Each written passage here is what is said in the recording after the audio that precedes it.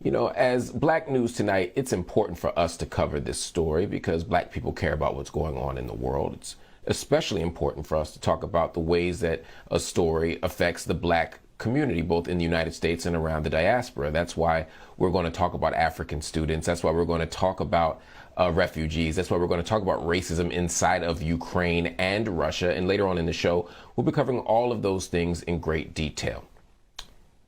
But right now, I want to talk about the international community's response to the Ukrainian situation.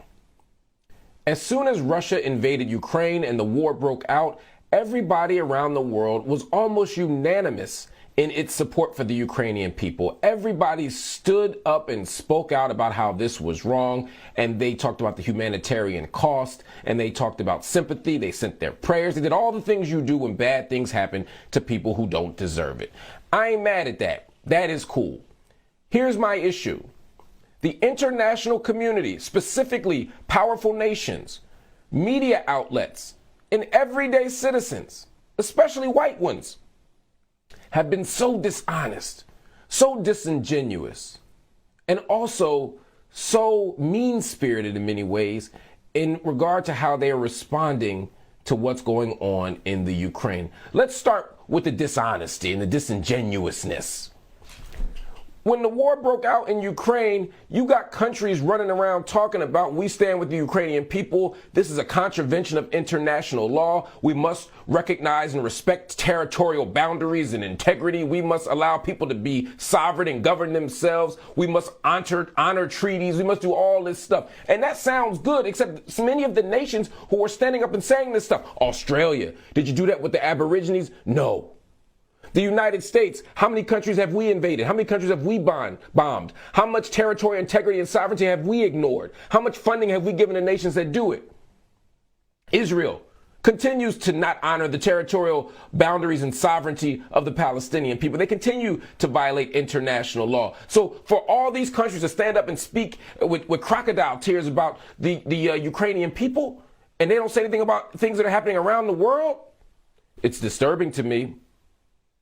It's also really problematic that we're having these conversations as if this is the first place or the first time that this happened. The very same week that the Ukrainian people were harmed by Russia, Israel is bombing Syria. Saudi Arabia is bombing Yemen.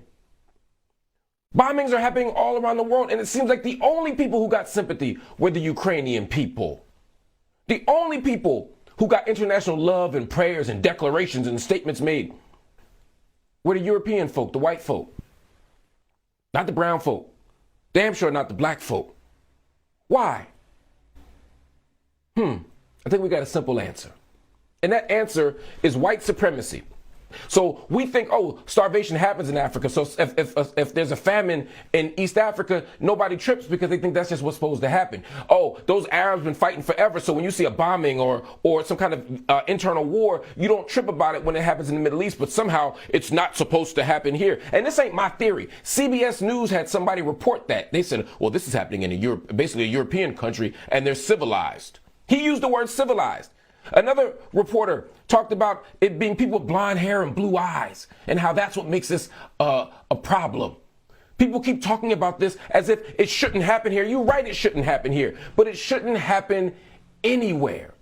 But the fact that the global community is only outraged when it happens to Ukraine, they get mad when Crimea gets annexed. They get mad when people from Kosovo and Kosovars get kidnapped back in the day, but they don't say anything about Nigerian girls getting kidnapped. They don't say anything about Lebanese people being bombed. They don't say anything about Afghanistan and Iraq.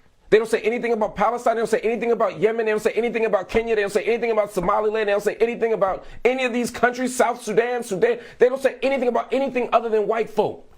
That's why on Black News Tonight, we cover these stories every single night. Because we can't wait for the media to tell us when to be outraged. We can't wait for the international community of powerful elites and powerful bodies of money. I'm talking about the United States. I'm talking about France. I'm talking about Germany. I'm talking about the World Bank. I'm talking about all these companies and institutions that tell us when to care and how to care. We can't wait for them. We got to have our own compass, our own values, and our own principles. And everybody out there that's bleeding their heart for Ukraine, good. Save some sympathy for black and brown folk. Or be honest and say you only care because they white.